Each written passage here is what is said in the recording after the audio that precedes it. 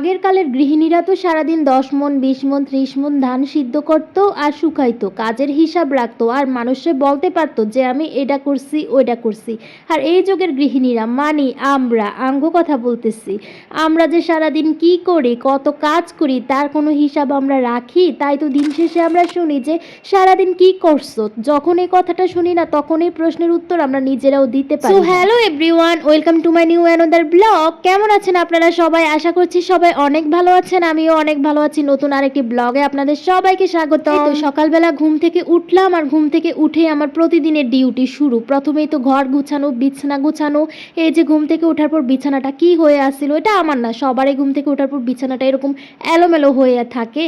আর এই যে সেগুলো আমাদের গৃহিণীদের এক তুড়িতে গুছিয়ে নিতে হয়। এক তুড়িতে মানে বলাটা যত সহজ, করাটা কিন্তু তত সহজ না।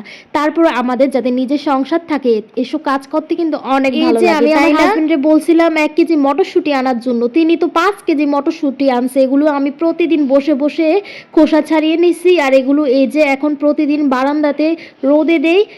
আমাদের বারান্দায় কিন্তু খুব সুন্দর রৌদ্র আসে, বাতাসও আসে, তাই শুকানোটা বেশি কঠিন ব্যাপার হবে না। আর আমাদের বারান্দা থেকে কিন্তু খুব সুন্দর একটা ভিউ দেখা যায়, অনেক গাছ, অনেক বিল্ডিং, ভালোই লাগে দেখতে। তারপরে এই যে বারান্দা থেকে ঘরে চলে আসলাম, ফ্রিজে মিষ্টি ছিল, দই ছিল, সেগুলো নামিয়ে রাখলাম। ঠান্ডা কমে আসলে নিজেও খাবো, ছেলেকেও খেতে দিব। তারপর সকালে নাস্তা বানিয়ে নিচ্ছিলাম। ছেলে বলতেছে যে পাউরুটি দিয়ে ডিম দিয়ে ভেজে দিতে, তো ভাবলাম ওকেও ভেজে দিই আমিও ভাজি, তো দুজনেরই নাস্তা হয়ে যাবে। তারপরে এই যে ডিমের মধ্যে একটা ডিম নিয়েছি আর এখানে 6-7টা রুটি ভাজবো। রুটিগুলো ছোট ছোট ছিল তো, আর 2 চামচ চিনি দিয়েছি, একটু লবণ দিয়েছি, তারপর গুলে আর রুটির মধ্যে ডিমগুলো মিশিয়ে যে একটু তেল দিয়ে তেলের মধ্যে এগুলো একটু লাল লাল করে ভেজে নামিয়ে নিয়েছিলাম।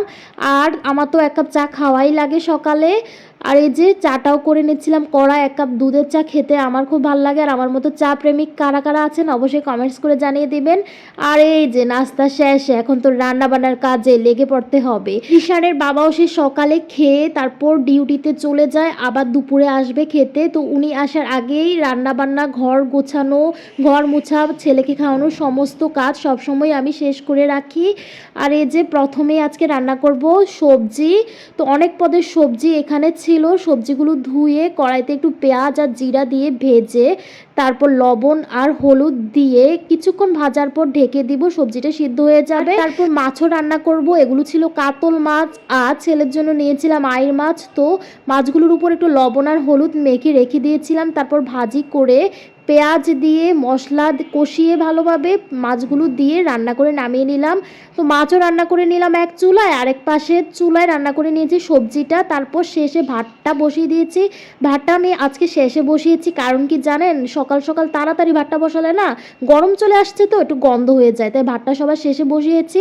আর এখানে একটু সিম ভর্তা করে নিব। এই যে কাঁচামরিচ, পেঁয়াজ আর একটা শুকনো মরিচ দিয়ে সিমটা মেখে তারপর কড়াইতে একটু তেল দিয়ে ভেজে নামিয়ে নিই। সিম ভর্তাটা কিন্তু খুবই ভালো হয়েছিল। আর সমস্ত রান্নাবান্না শেষে ঘর ঝাড়ু, ঘর মোছা, সমস্ত কাজ কমপ্লিট করে এই যে আমি স্নান করে আসি। আর স্নান করে এসে বাবুকে খাওয়াই, আমি এখনও খাইনি। ছেলের বাবা আসলে একসাথে খাবো। তো আজকে এ পর্যন্তই, ভালো থাকবেন।